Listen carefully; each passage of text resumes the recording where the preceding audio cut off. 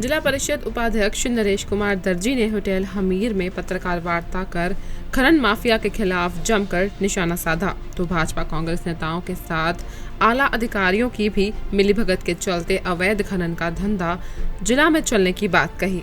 साथ ही उन्होंने कहा कि समाज सेवा की आड़ में कुछ लोग नशा बेच रहे हैं और आने वाली पीढ़ी का भविष्य खराब कर रहे हैं।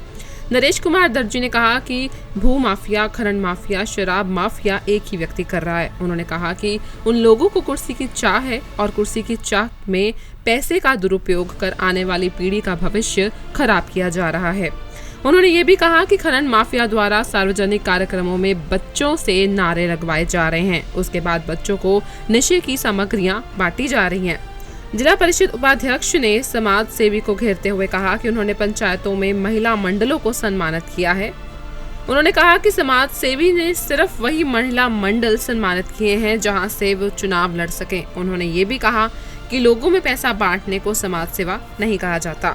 इसी वार्ता के दौरान उन्होंने कहा कि उनको बड़सर, सुजानपुर, नादौन, जाहू आदि से खनन की शिकायतें आ रही हैं, जिस पर अब वो खनन माफिया के खिलाफ कार्रवाई करने जा रहे हैं। यहाँ पे वर्णन योग्य है कि खनन माफिया में बहुत सारे लोग शामिल हैं, जिसमें भाजपा और कांग्रेस के नेता व आला अधिकारी भी शामिल हैं। उन्होंने कहा कि विभाग को साथ लेकर वो रात को निगरानी रखकर खनन माफिया के खिलाफ बड़ी कार्रवाई करेंगे। खनन माफिया के खिलाफ 2 हफ्ते के अंदर कोर्ट में याचिका दर्ज की जाएगी। इसी के साथ उन्होंने जमीन को लीज पर लेने के मुद्दे को भी उठाया। उनके अनुसार 2015 के बाद जमीन लीज पर लेने का कोई प्रावधान नहीं है। उन्होंने सवाल किया कि जब ये प्रावधान नहीं है तो 2022 में जमीन लीज पर कैसे ली गई। माफिया लोग हैं, वो भू माफिया और नशा माफिया और खनन माफिया एक ही लोग हैं और उनको कुर्सी की चाहत है। वो कुर्सी पाना चाह रहे हैं। कुर्सी किस ढंग से पाना चाह रहे हैं? पैसे के अभाव से। उनके पास खनन करके बहुत है जो 2 नंबर का पैसा इकट्ठा हो गया और फिर वो उसमें भी उसके बीच बच्चों को उस्का रहे हैं और बच्चों को प्रोग्राम कर रहे हैं। बच्चों को पहले प्रोग्राम कर रहे हैं, बाद में उनको शराब और नशा पिला रहे हैं। और कुछ समय पहले उन्होंने एक प्रोग्राम किया उन लोगों ने और उसमें उन्होंने सैनिकों को भी नहीं छोड़ा और अधिकारियों को भी नहीं छोड़ा और जो गस्टर ऑफिसर रिटायर हुए उनको भी छोड़ा। उनको भी कहा गया कि वो भी चोर है। तो सबसे बड़ा चोर तो वो ही लोग हैं जो पूरी रात लोगों का खड्डों में खनन करा रहे हैं। पूरी रात जेसीबी से गाड़ियां भरी जा रही हैं और रात को खनन कर रहे हैं और सुबह बना के बेच रहे हैं। और साथ में बने हुए समाज सेवी हैं। फिर बोल रहे भी हमने ग्राउंड बना दिया। यार कोई शान वाला काम तो नहीं किया। समाज सेवा जो करता है वो नहीं बताता कि मैंने ये काम किया है। वो चुप से समाज सेवा करता है, बोलता है मैंने 244 कितनी पंचायतें जो सम्मानित कर दी। कहाँ के की? हमीरपुर जिले में पूरी की कर दी। वो वहाँ पे करना चाहता है और की है जहाँ पे वो इलेक्शन लड़ना चाहता है। इलेक्शन ना वो बाढ़ पंच ना बाढ़ पंच, उम्मीद है ख्वाब जो राजों वाले हैं। पैसा तो सबके पास है भाई, पैसा तो हमारे पास भी है।